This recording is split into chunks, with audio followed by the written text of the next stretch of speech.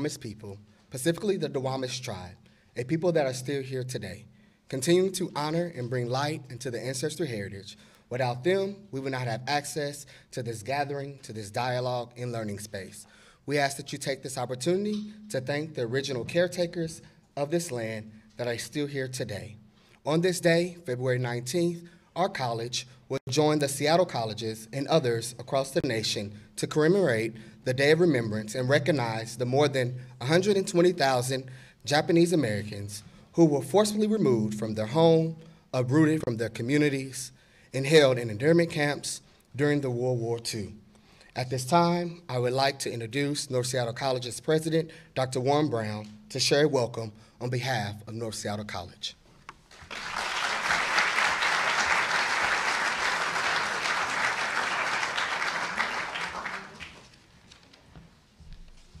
Good morning. My name is Warren Brown. I'm the president of North Seattle College. And on behalf of the students and the employees at North Seattle College and the Seattle College District, which includes South Seattle College, Seattle Central, and Seattle Vocational Institution, I'd like to welcome you here to our campus today. I'm really thrilled to host this event and really honored that North Seattle College and the Seattle College District is a partner with the City of Seattle and the Seattle Public Schools for the extraordinary Seattle Promise program. Yes.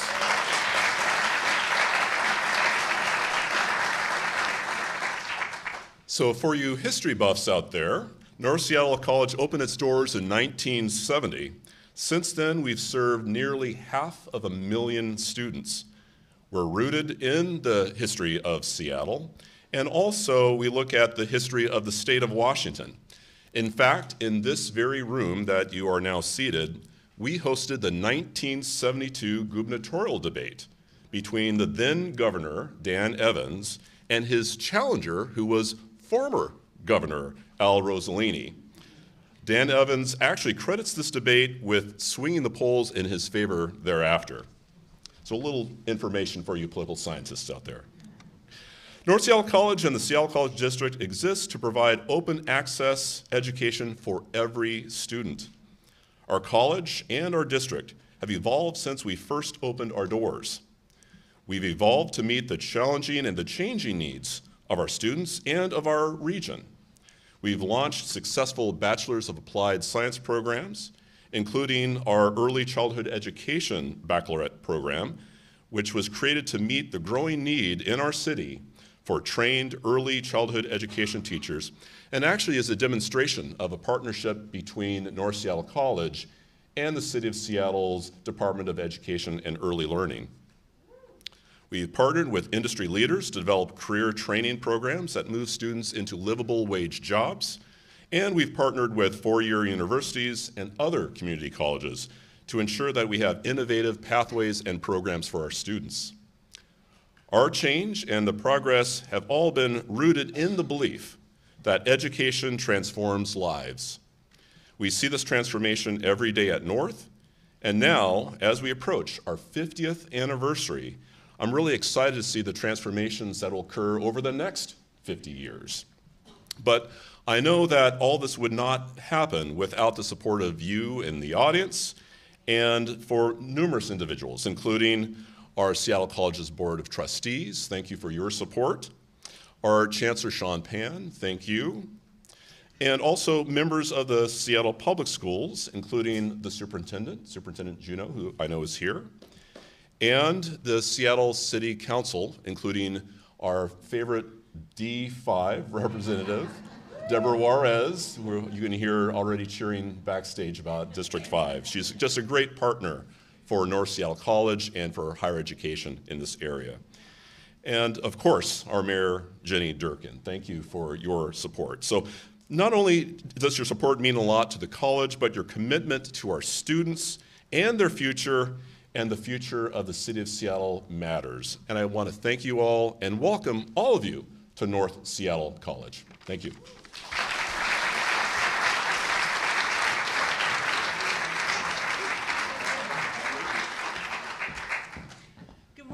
Everybody. Woo! Come on, you can do better than that. Come on, good morning. Thank you. I just came in from DC, and I was going to say, boy, are my arms tired, but that's lame. I have a speech that I have to say some things, but I want to say one thing. I'm so glad I'm back home. We were in DC for 4 days, and everyone there is just sad and mad. So, welcome to District 5, where we are fiercely optimistic about our great city and our great neighborhoods in our community. We are honored to have Mayor Durkan come to great D5 to deliver the State of the City address. D5 is a thriving, growing community, believe this or not, of over 100,000 people that live, work, play, go to school, or receive medical care, and use public transit. As you know, we got 2 light rail stations coming online. North Seattle College is one of our best educational institutions, and believe it or not, we have 14,000 students that attend here. We have outstanding schools. We have 2 high schools, Nathan Hale and Ingram. We have 2 middle schools, Jane Addams and Bob Eaglestaff, who Bob was a good friend of mine, and 11 elementary schools. We have 3 public libraries, including our new remodeled Lake City Library. That would be Bitter Lake, Northgate, and Lake City. And we have Northwest Hospital with well over 2,000 employees. We have Northgate Mall with 2,000 employees. And we have Thornton Place, and it is growing. D5 will be welcoming soon our light rail hub at Northgate in 2021. Thank you, Sound Transit. Where's Mr. Rogoff? We also have our light rail coming in at 1:30. I'm hoping it'll come in early, Mr. Rogoff. I ain't letting up on that. We have the Thornton Creek Community Bridge providing safe passage over 10 lanes of I-5. We are going to connect east and west. Thank you. That is our new Thornton Creek Community Bridge connecting North Seattle College with Northgate Mall, where we will have light rail, and we are so excited. We have additional affordable housing on both sides of I-5 in the neighborhoods that are growing, Holler Lake, Bitter Lake, Lake City, Northgate. And we have a new Lake City Community Center coming online. Thank you, Mayor Durkan and Seattle City Council. And thanks to the work of City Council, myself, and Mayor Durkan, we will be welcoming a $80 million facility for our new NHL team at Northgate Mall. Yay! Quick poll here. The mayor wants to call the NHL team the Krakens. I don't think that's a good name. I think it should be the Steelheads or the Sockeyes. What do you guys think, right? Thank you. Sorry, Mayor. As I said, it is a pleasure to have the mayor here in D5. Mayor Durkan has led the creation of the city's Promise program, which is free college for high school graduates. And as you've heard, and I've heard from Dr. Warren, president of North Seattle College, the program has been very successful. We're also pursuing an apprenticeship program in the building and trades here at North Seattle that will complement the Promise program. And I want to thank my colleagues at Seattle City Council, because during budget, they are the ones that passed unanimously for the money to do the study, for the feasibility study, so we can have not just traditional college courses and degrees, but apprenticeship programs that teach people how to build things and provide living family wage jobs. So thank you, City Council, my colleagues. But wait, there's more, and then I'll wrap it up. D5 is a growing community, and we want to accommodate that growth. We have more goals. We are keenly focused on transit-oriented childcare at both light rail stations, student housing here at North Seattle College, over 300 units, more housing density where it's needed the most, services for those in our community who are in the greatest need. We now just came online last year, our second food bank at Bitter Lake. We will continue to promote a healthy environment through our parks, trails, and access to the great outdoors. And of course, our #1 issue, which will never go away, is sidewalks. We didn't have to worry about shoveling our sidewalk because we don't have them. So we look forward to work with Mayor Durkan on these many citywide priorities in the coming year. And with that, let's give a warm welcome to Mayor Jenny Durkan up in the D5. Woo! Sorry. Oh, I did not read the run of show. Sorry, I made a mistake. I'm sorry. It was for you. I'm so sorry. I got all excited. Just go ahead. Thank you. Hello, everyone.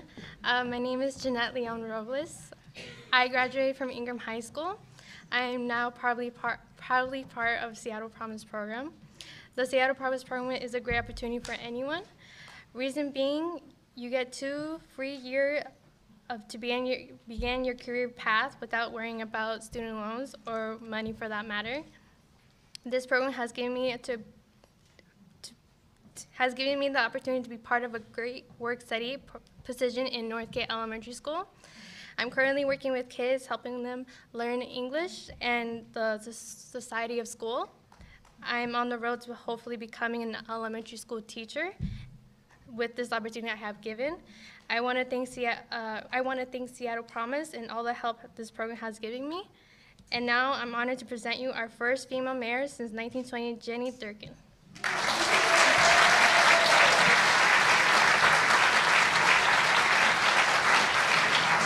You did great. You did so great.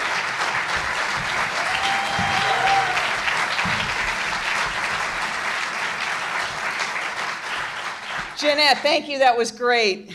Thank you so much, Council President Harrell, members of the City Council, cabinet members, fellow elected officials, veterans, community leaders, members of the clergy, and my family and friends. And also a special thank you to the North Seattle College students and staff who are here. Good afternoon. Now you did better than that for the warm-up act, Deborah Juarez. Good afternoon. Now we're talking. I am so honored to be with you for my second State of the City address, and I am so happy to be here at North Seattle College. This is a really exciting time for the college and for the whole Northgate community. At this incredible institution, access to education is empowering Seattleites of every age and every background. Here, we're creating a bridge to opportunity. And soon, as Deborah Juarez mentioned, we'll have a real bridge, a pedestrian bridge that will connect you with even more. The new home of hockey in Seattle, the Kraken. There is no such thing as a fierce fish. A new Link light rail station, more affordable housing.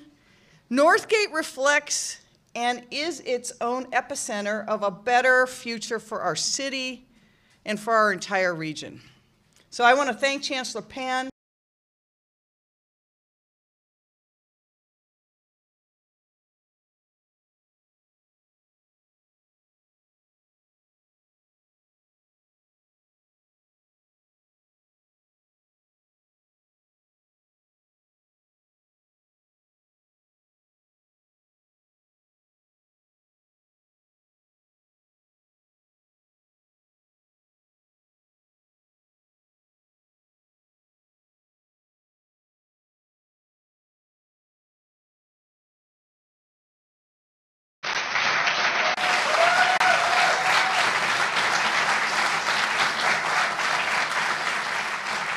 And I know there's moments, Councilmember Herbold, when you think that you want to be on that list. But I want to thank all those council members for all you've done to make Seattle a better and more just city.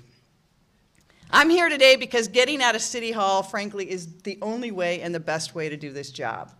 I have learned so much from the hundreds of meetings in communities this last year, from the roundtables with young people in South Park and Rainier Beach and Lake City Way, to community meetings in Capitol Hill, Ballard in the Central District, or just touring small businesses in Hillman City and Georgetown, West Seattle. And those are just the official meetings.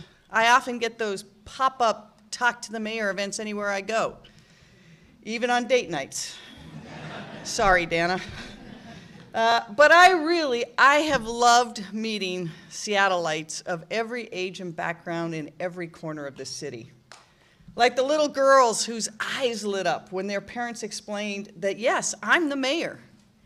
And that, yes, here in Seattle, girls can be mayors too.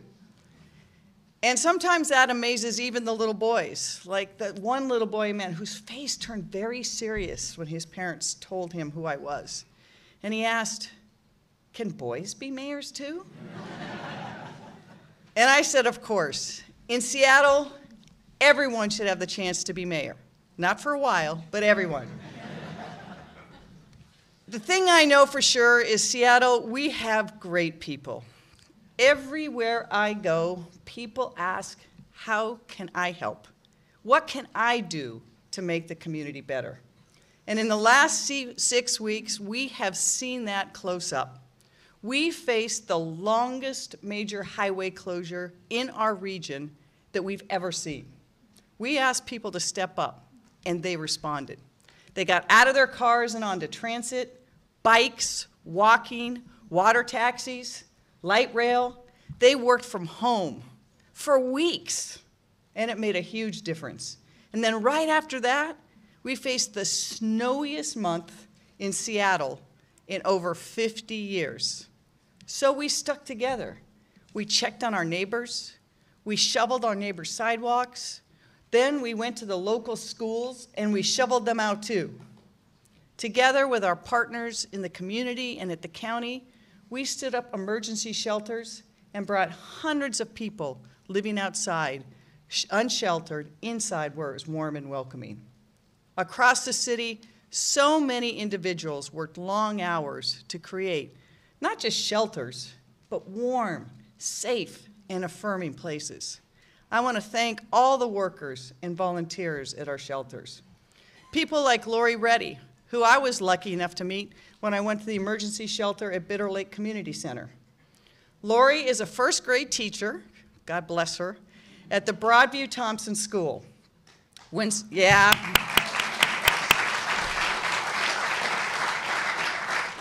But when school was canceled, Lori didn't take a day off. She headed to help people at the emergency shelter at Bitter Lake. She cooked meals, organized donations, helped families, sat and talked to people, basically did whatever was needed. And our city employees and first responders, they worked around the clock too. Pat Ehrlicher, who's from the Seattle Department of Transportation. Pat's one of our heavy truck drivers. He and his team worked from noon to midnight every day of the storm, plowing our roads. And when there were breaks in the storms, he found other ways to help. Lance Myers and Ray Bernardez, they work at Seattle Parks and Rec. During the storms, they jumped to drive a plow on Beacon Hill.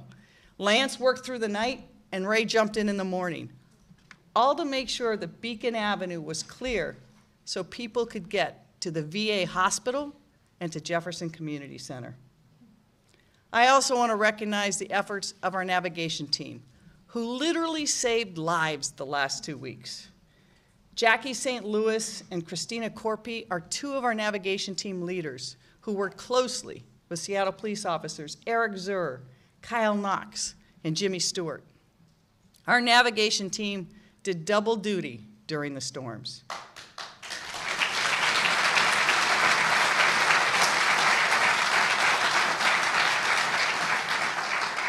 During the day, they helped us get the emergency shelters set up and running so more people could have safe places. And at night, they spent the night outside in the freezing weather, snow and ice, reaching out to help people get inside and then transporting them to the shelter. Each of them worked around the clock, sometimes sleeping on the floor of their offices for just a few hours and then back at it again until the next day.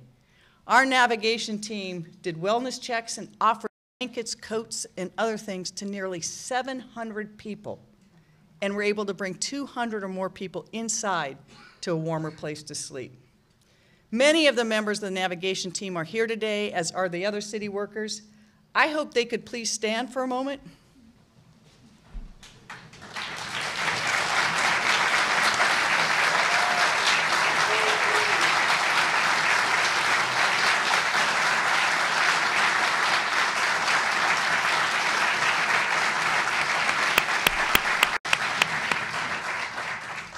Thanks to you and all the first responders for your work. And also thank you to all those people who are living outside, who themselves built better community during these storms, looked after each other, took care of each other. Thank you for all you've done to try to do that for yourselves as well. But all year long, our city employees are showing up to work and ask how can they make Seattle a better place to work, to visit, and to play. They help us get government right. So to all city employees and to my cabinet, particularly those who shared a shovel, thank you. I know that we expect a lot of you. And you have worked hard, not just over the last 6 weeks, but all year long, and I am very grateful. I know you'll continue to deliver for the people of Seattle, to help get government right, and to deliver on those basic city services that everybody needs. Now, I know the last 6 weeks have not been easy.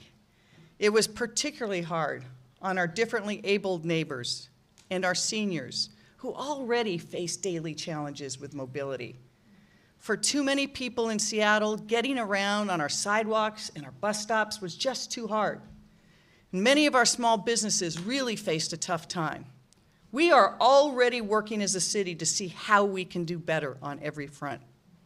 But from the Seattle squeeze to the big freeze, it was challenging. But Seattle rose to the occasion. So let's not make this a moment. Let's keep doing those things that made us be better. So I can say today that the state of our city is strong and resilient.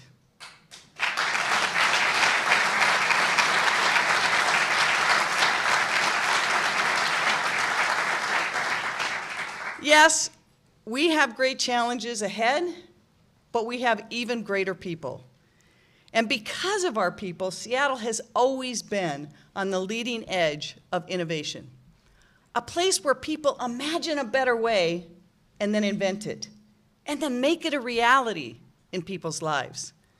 The $15 minimum wage, airplanes and online travel, stem cell transplants and strategies to end global diseases, personal computers, and almost anything that can be ordered on them. So much more. Seattle, we have always invented the future. And that's what I want to discuss today, how together we can build a city of the future. We have a generational opportunity to intentionally choose what kind of city we want to be 50 years from now. Because today, Seattle is at a turning point. We are quite literally under construction. And now, in that moment of time, we can build the city we want. We must remember that real progress advances our common humanity.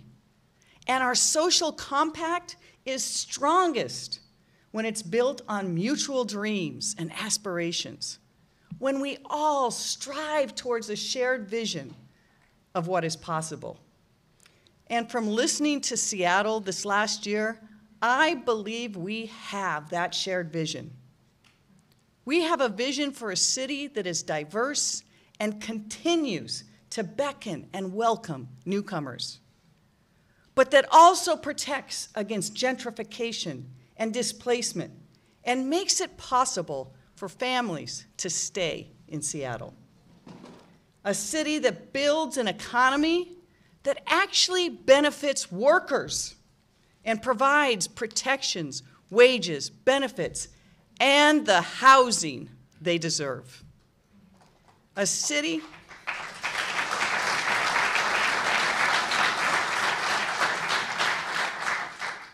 where we build true economic opportunity. A city where your zip code or the color of your skin does not set your destiny.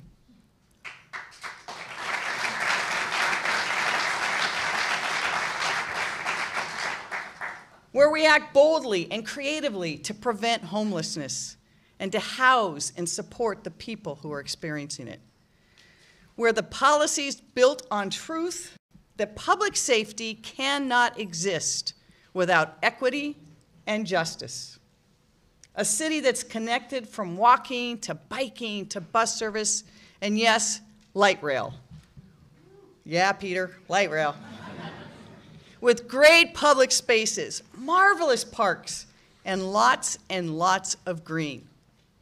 Today, we can celebrate that we took some big steps together in the last year towards a more just and equitable future, like $710 million committed to affordable housing, the largest shelter increase in our city's history, Free college for our young people.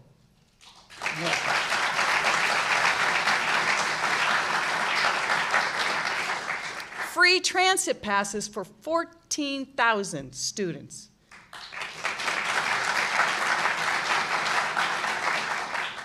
And a domestic workers' Bill of Rights. And together, despite the challenges we face, we can continue to make big steps and chart a path together towards realizing that city of the future we all want. Let's talk first about how a city of the future acts to address affordable housing and the homelessness crisis. Let's call this what it is. It's a moral challenge. In the last year, though, we continued our urgent action to take on this challenge. Since I've taken office, we have invested over $710 million together with our partners in affordable housing. $710 million. We've added 360 permanent new affordable homes and are on track to add 3,600 more by 2022. The city is doing more than ever to help our neighbors who are living unsheltered. And we've created greater accountability, helped more people, and ensured we do more with our resources. In 2018 alone, the city served more than 25,000 households experiencing homelessness. In 2018, we helped more than 7,400 households move out of homelessness and into permanent housing, a 30% increase over 2017. And we've made investments in our 24/7 shelters that show more people moving out of homelessness than basic shelters ever have.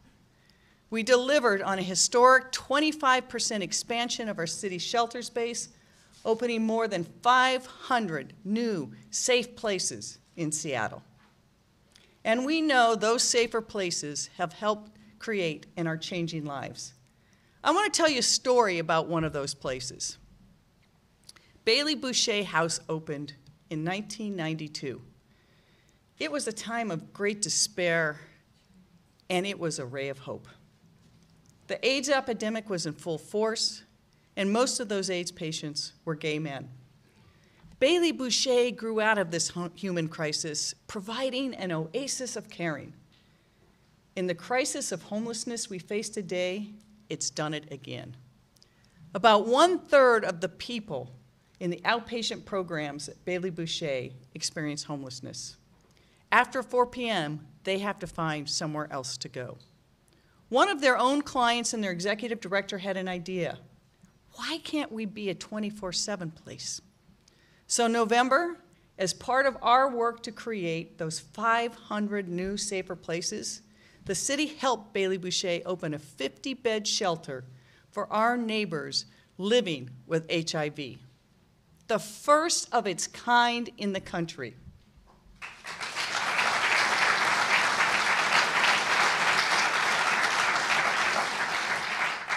And having that safer, stable place is actually moving people to their own home, including the person whose idea it was.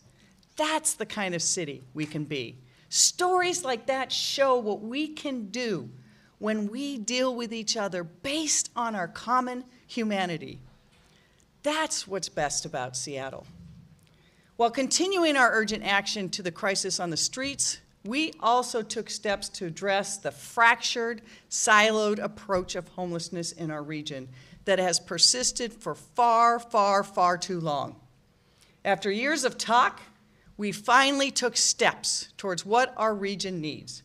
One unified system that has the governance, the authority, and the resources to prevent homelessness and to deliver for people experiencing homelessness.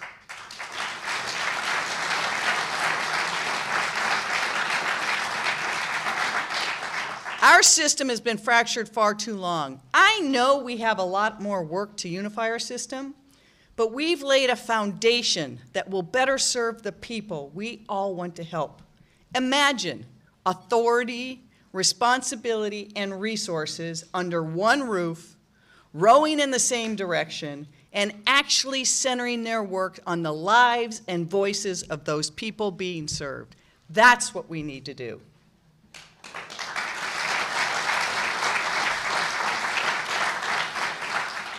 But unified services and better behavioral health options are just part of the solution. We need more affordable housing.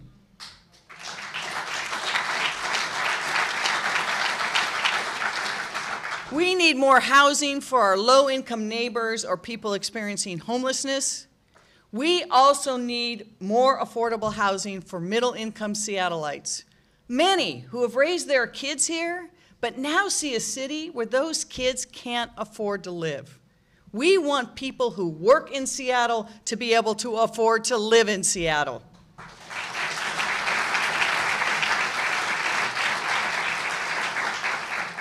This year, our city will rethink and double down on our efforts to create more affordable housing for all families in Seattle. We will pass the mandatory housing affordability. Councilmember Johnson, right? And continue to improve it to ensure our fastest growing neighborhoods can be vibrant, livable spaces for the next generation. We will continue to be creative and leverage our tens of millions of dollars in new affordable housing investments, including moving forward on redeveloping Fort Lawton to create housing opportunities for low-income seniors, veterans, and families.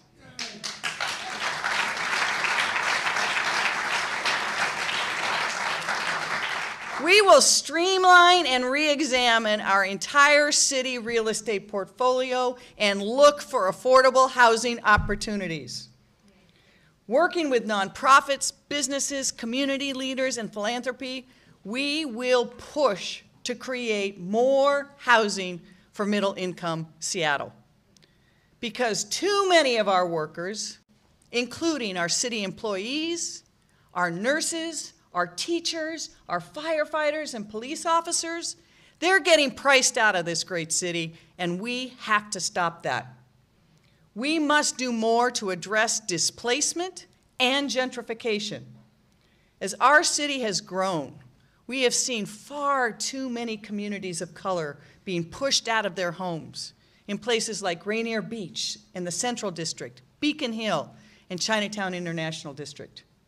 It's why we're expanding our work with communities to address this through unprecedented investments in community-based projects like Africa Town, the Filipino Community Center, the Ethiopian Community Center, the United Indians of All Tribes, and the Duwamish Valley Affordable Housing Coalition. You can clap for those people. They're working hard.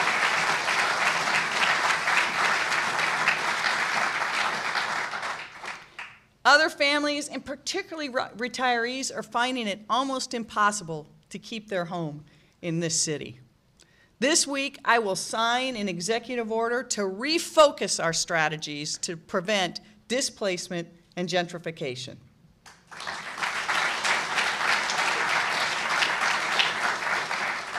Because as we create new opportunities in every part of this city, we have to make sure there's a mix of housing units from deeply affordable to market rate, while we're creating more affordable spaces for small business, community organizations, and artists. Everyone has to be welcome in every part of our city.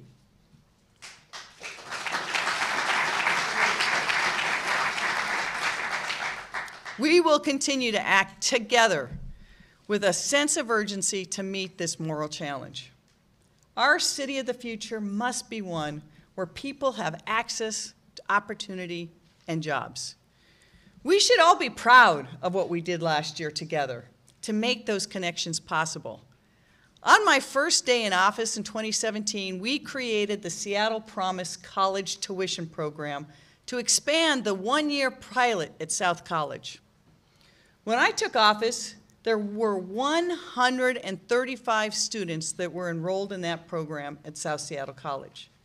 For the next school year, we will have more than 520 students who've applied to be part of Seattle Promise.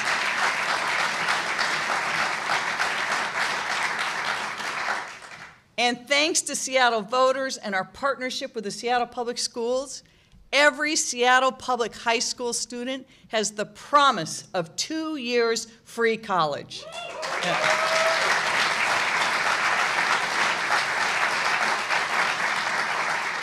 We have a number of those promise students in the house today, so I want to give them a round of applause.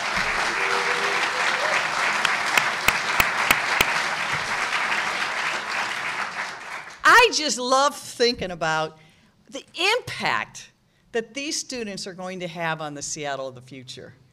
One of them was going to be the next great innovator on climate change, or curing diseases, or empowering community, sitting right there in our Promise classroom.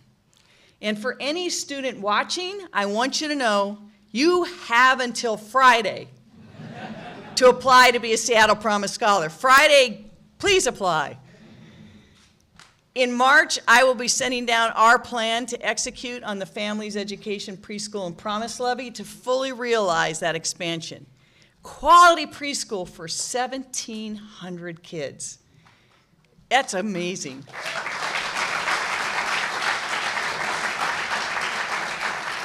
And working to close that opportunity gap for all our K-12 students and helping those elementary school teachers, thank you, Seattle.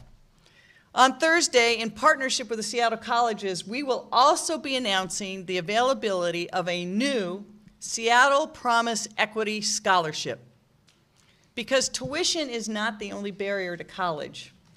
This program will allow many income-eligible 13th and 14th year Promise students to receive resources for things like books, childcare, and food.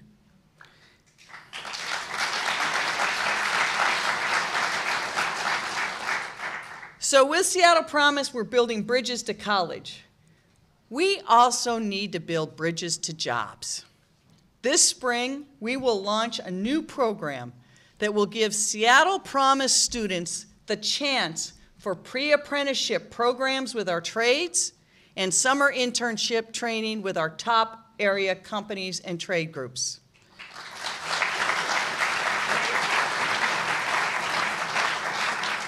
Together as a city, we will create a path to real family wage jobs and call it the Opportunity Promise. Already, labor unions and employers are stepping up.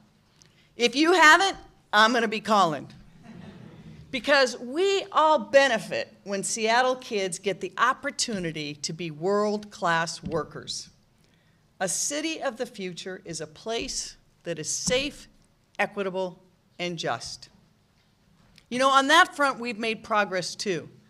Together with the leadership of Councilmember Lorena Gonzalez, we passed a new gun safety law that requires gun owners to responsibly store their weapons so they don't fall into the wrong hands.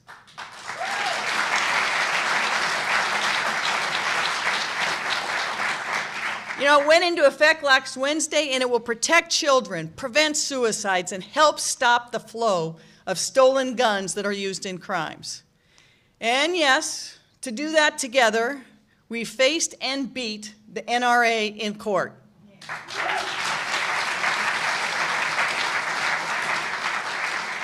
So here's a tip for the corporate gun lobby.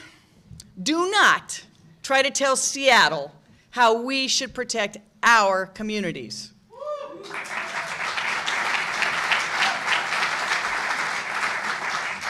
You will lose. To help right the wrongs of the failed war on drugs, City Attorney Pete Holmes and I moved to have the Seattle Municipal Court vacate convictions and arrests for misdemeanor marijuana possession. And we vacated old warrants for low-level, nonviolent offenses. And to advance public safety and continue reform at the Seattle Police Department, we negotiated a fair contract for our officers that keeps our residents and neighborhoods and businesses safe and makes sure that we cannot go backwards on reform.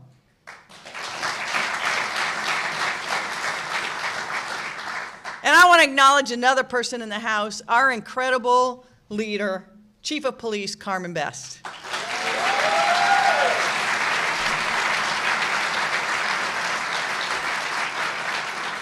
There is no one more committed to a safe and just community than Carmen Best. Thank you, Chief Best.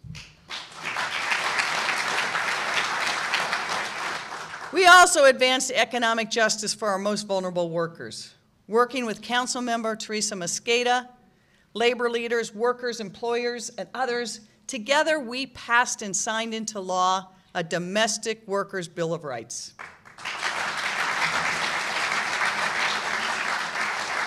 Now those workers have the protections that they deserve. We also did more to support our own city colleagues and create a better, safer workplace in the city by combating harassment and discrimination and creating the Office of the Ombud and making sure that everyone knew our workplace expectations would be founded on respect. Thank you for your work in that, council members. To help protect our immigrant and refugee neighbors, we told the federal government, again, that they do not get to turn our local law enforcement into immigration cops.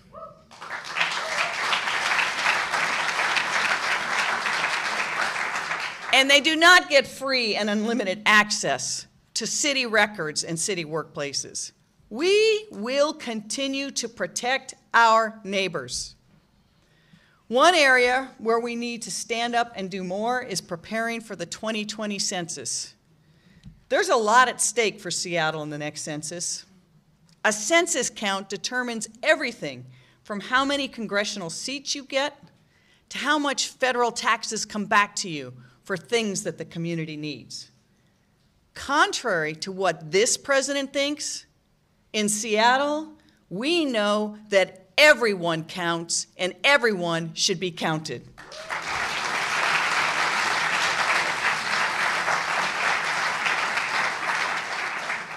And we're working with grassroots organizers and community leaders to make sure our residents feel safe and have the resources and information they deserve to participate in the census. In short, to create that city of the future, we must commit to furthering equity and to making real our promise of race and social justice. This year, we will move ahead on some incredible public and private projects that will change the face of this city. These projects and how we build them must be guided by our vision and shared value of equity and community. Just look at our waterfront. Yeah, inch by inch, we are finally taking that viaduct down. And as each inch gets knocked down, we are reconnecting our city to its heart, the Puget Sound. By this summer, the viaduct will be gone, and we will have opened up the space to create a 20-acre park right on our front porch for everybody who calls Seattle home. It is going to be magnificent. When we build this, we must also remember we have to protect our working port, our industrial and maritime lands, and the tens of thousands of good family wage jobs that they support.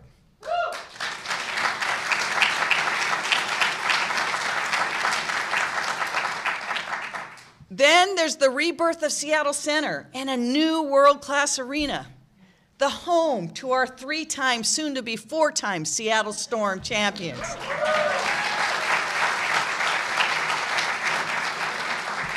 A home for the Krakens.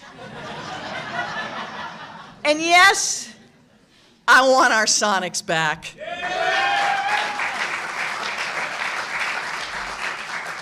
It'll be an arena where the best artists play, including our own Grammy winner, Brandi Carlile.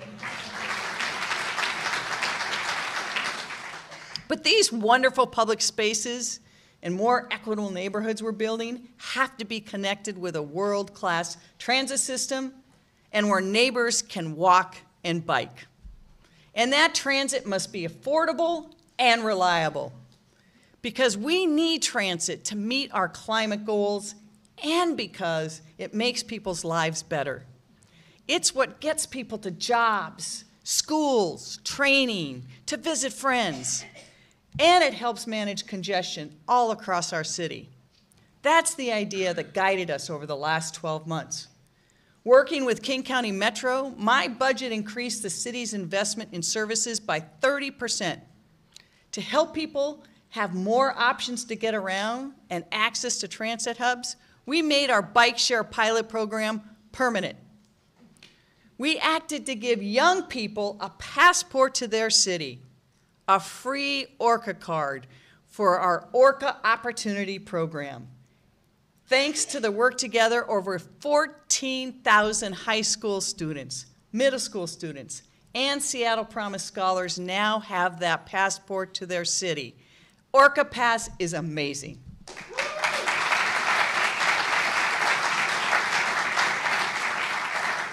But we can do more. We will expedite bringing light rail stations to Ballard and West Seattle.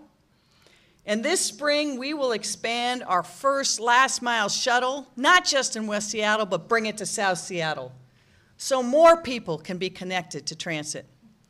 We also have the chance to connect communities with a unified streetcar.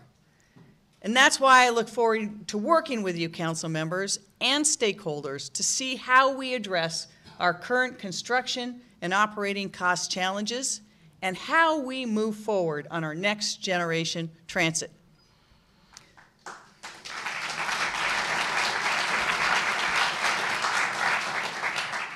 This year, we will make it safer to walk and bike in Seattle. And we will continue to deliver on the much-needed safety improvements in key corridors like Rainier Avenue. And later this spring, we will finalize and update the bike and pedestrian plans and help connect even more people to transit and to increase connections for those who walk and bike. And across this city, we have got to add more red bus lanes, upgrade our bus stops, and improve traffic signals to keep our buses moving. This is going to be very important because while we made it through the viaduct closure, the Seattle squeeze is not done. The next phase is coming. Soon, all the buses are coming out of the downtown transit tunnel. Forever. Each day and every afternoon commute, there will be hundreds of buses an hour on our downtown streets. And we have to keep them moving. And finally, we are going to do more to open up access to transit and open our city to more of our most vulnerable neighbors. Building on the success of the ORCA Opportunity Program for students, I can tell you this summer, we will launch a new program with Seattle Housing Authority and King County Metro to give more than 1,500 low-income residents an unlimited year-round ORCA card.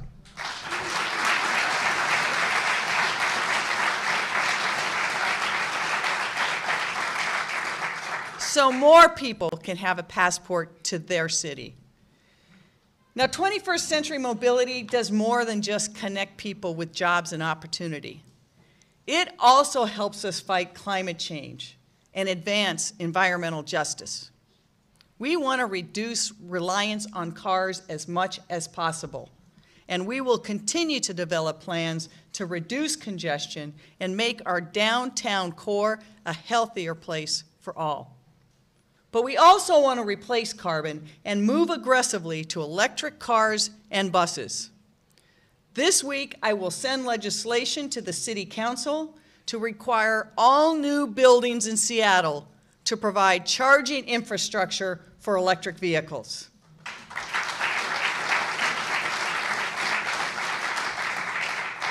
If we are going to have more electric cars in Seattle and reduce our climate pollution, then we need accessible and equitably available electric charging. Our clean energy future must include people, not exclude them. Our city of the future must have welcoming public spaces connected with world-class transportation. So together, Progress on all these fronts will help us realize our shared vision of building that city of the future. This is what our progress together looks like. More affordable housing in every part of the city, and meaningful progress on homelessness. Creating true economic opportunity for young people and for all workers who continue to make us that city that invents the future. Advancing public safety, justice, and equity as we continue to dismantle institutional racism and all the bigotry that is a barrier to social justice.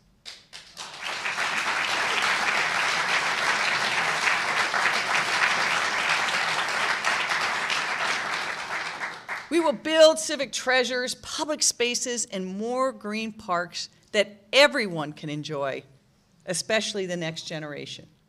And connecting all of it with world-class transit and other safe transportation choices. We can put all these ideas, big and small, into action to help people. That's what building a city of the future is all about. And just imagine for a moment what it might look like in just 5 years for students here at North Seattle College. They may be the first in their family to go to college because of the Seattle Promise program. They live in every neighborhood in the city. They have affordable housing and are able to get to class using their free Orca card. When they're done, they can go cross the street, it's a street now, hop on light rail, and head down to start their new Opportunity Promise internship. After work, maybe they'll meet up with some friends and watch the sunset at the new waterfront. Maybe they'll go to Dick's or go to the new arena. Think about a city where all that is possible. That's where we're headed. That's where we have to go. So council members, I hope you can help take us there. I don't pretend for a moment that our challenges are easy, but I know in my bones it is the right thing to do. And I know together, we can keep building that city of the future. Thank you so very much. Thank you for all your work.